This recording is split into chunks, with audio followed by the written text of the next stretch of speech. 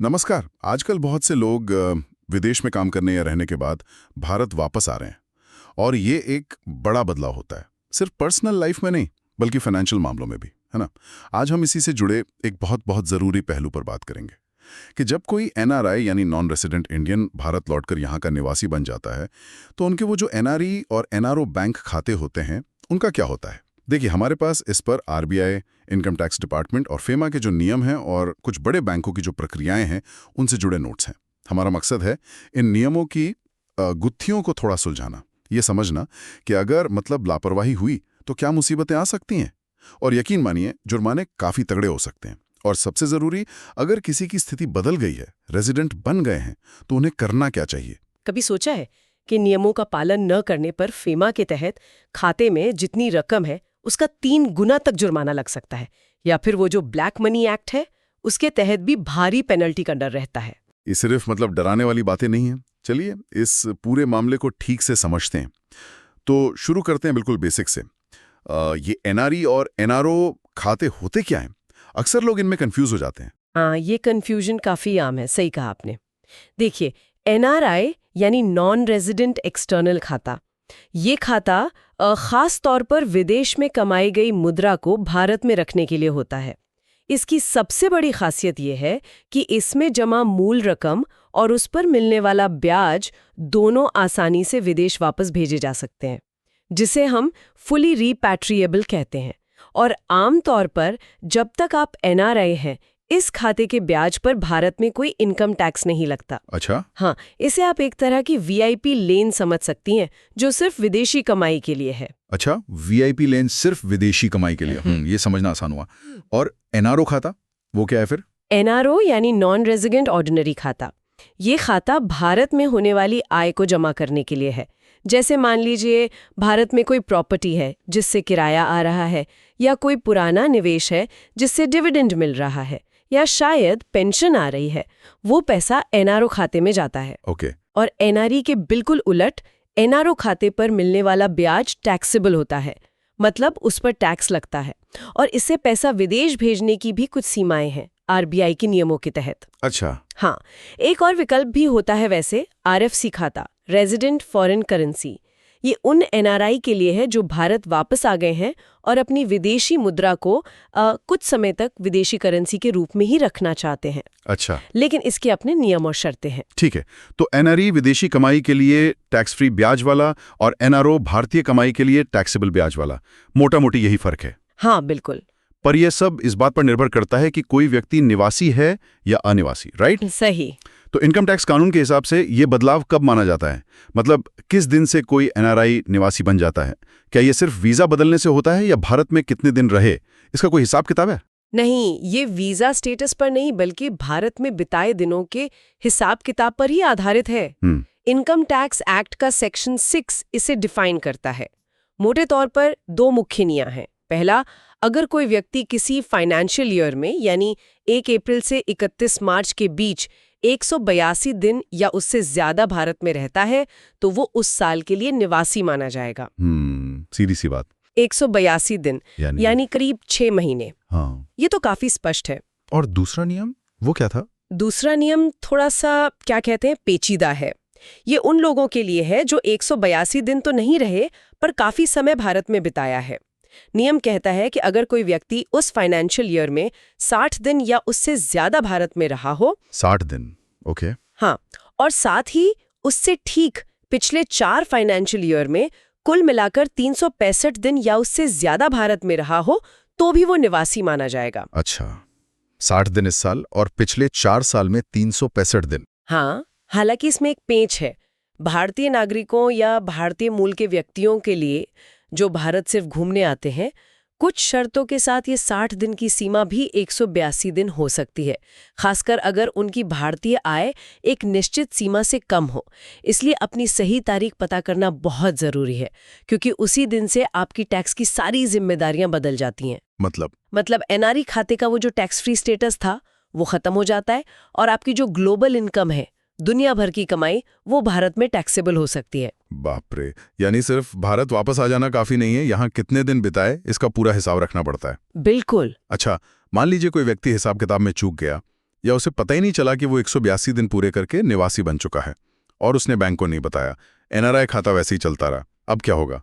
आपने शुरू में भारी जुर्माने की बात की थी, वो क्या है? हाँ, और वो जोखिम बिल्कुल असल हैं।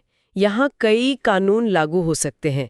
सबसे पहले तो है FEMA, foreign exchange management act. ये विदेशी मुद्रा के मैनेजमेंट से जुड़ा है। फेमा की धारा 13 कहती है कि अगर नियमों का उल्लंघन हुआ, जैसे निवासी बनने के बाद भी एनआरई खाता चलाना या कोई विदेशी मुद्रा रखना जिसकी अब अनुमति नहीं है, तो जितनी रकम उस उल्लंघन में शामिल है उसका 3 गुना तक जुर्माना लगाया जा सकता है। 3 गुना? सीरियसली? मतलब अगर खाते में मान लीजिए 10 लाख रुपए हैं तो 30 लाख का जुर्माना? क्या ये वाकई होता है? देखिए, कानून में प्रावधान तो यही है। ये मैक्सिमम पेनल्टी है। अगर रकम तय नहीं हो पाती है तो 2 लाख रुपए तक का जुर्माना है, और अगर उल्लंघन जारी रहता है तो हर दिन के लिए 5,000 रुपए तक का अतिरिक्त जुर्माना भी लग सकता है। हाँ रे, रोज का 5,000? हाँ, अब ये समझना जरूरी है कि ये अधिकतम संभावित जुर्माना है। असल में आरबीआई के पास कंपाउंडिंग का एक रास्ता होता है। कंपाउंडिंग? वो क्या होता है? खासकर अगर गलती अनजाने में हुई हो और व्यक्ति पूरा सहयोग करे, लेकिन आरबीआई ऐसा करने के लिए बाध्य नहीं है। जोखिम तो बना ही रहता है, ये उनकी मर्जी पर है। तो सिर्फ ये सोचकर लापरवाही करना कि चलो कंपाउंडिंग हो जाएगी, ये सही नहीं है। तो कानून में सजा कड़ी है, भले ही अमल में थोड़ी नरमी की गुंजाइश हो सकती है। ये तो हुई फेमा की बात। इनकम टैक्स का क्या? वहां भी कोई पेच है? बिल्कुल। इनकम टैक्स के नजरिए से भी बड़ी समस्या खड़ी हो सकती है। सोचिए, आप निवासी बन गए, लेकिन आपका एनआरई खाता चलता रहा और आप उस पर टैक्स फ्री ब्याज लेते रहे।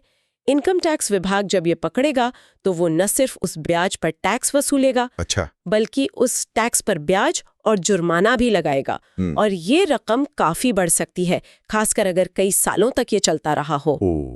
और इसके अलावा आजकल वो विदेशी संपत्ति की जानकारी देने पर भी काफी जोर है ना, आईटीआर में? हाँ, यहीं पर ब्लैक मनी एक्ट यानी काला धन, अघोषित विदेशी आय और संपत्ति और कर अधिरोपण अधिनियम 2015 तस्वीर में आता है।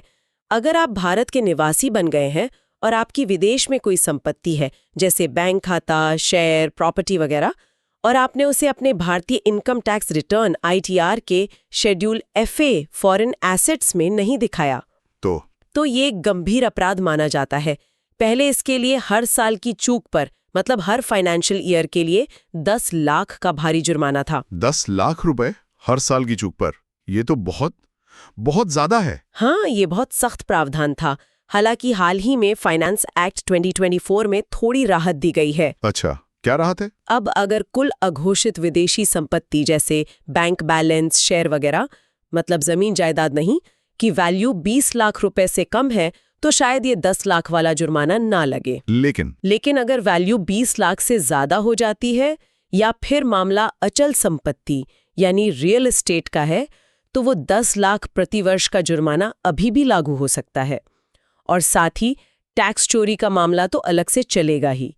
तो कुल मिलाकर विदेशी संपत्ति छुपाना बहुत महंगा पड़ सकता है। FEMA, income tax, black money act, लगता है नियमों का जाल काफी घना है।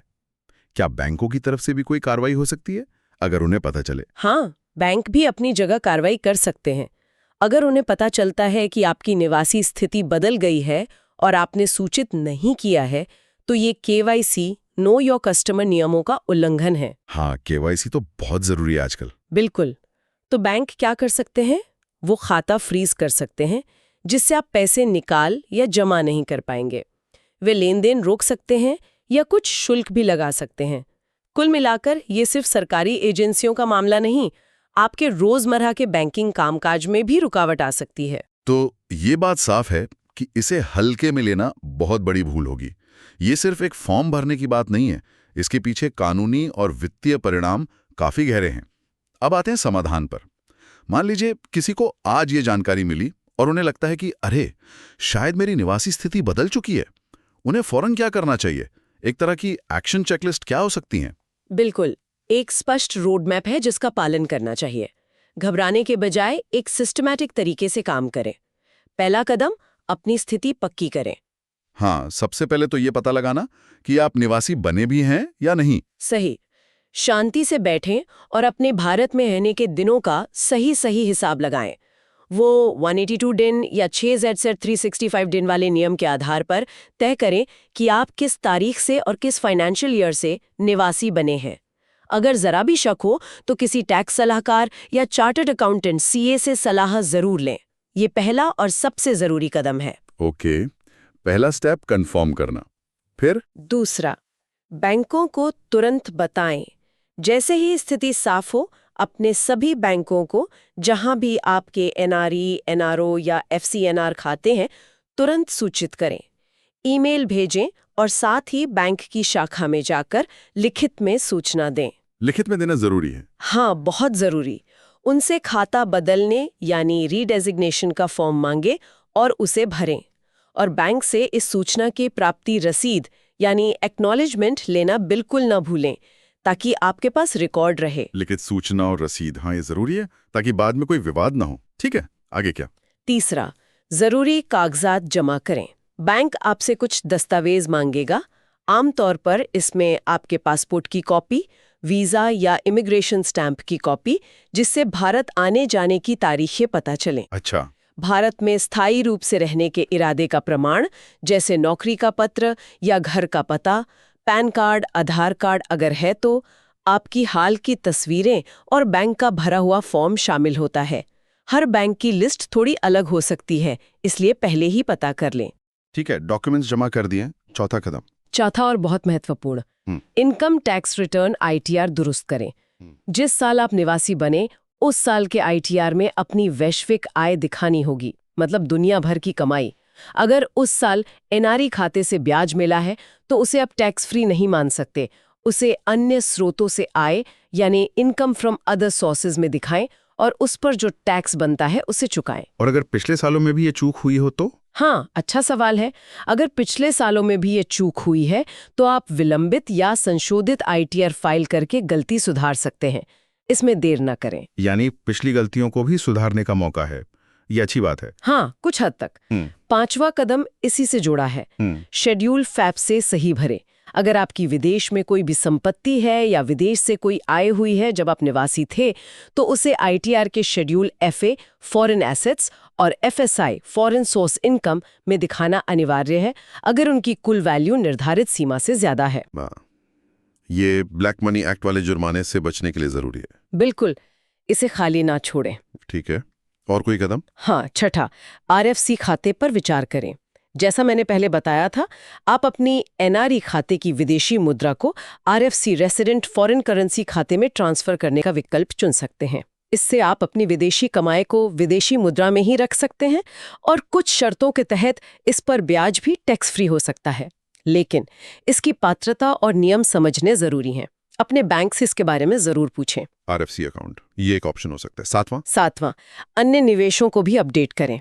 सिर्फ बैंक खाते नहीं, अगर आपके mutual fund folio, demat account, बीमा पॉलिसी या पीपीएफ एनपीएस खाते एनआरआई स्टेटस पर चल रहे थे, तो उन्हें भी अपने नए निवासी स्टेटस के अनुसार अपडेट करवाएं।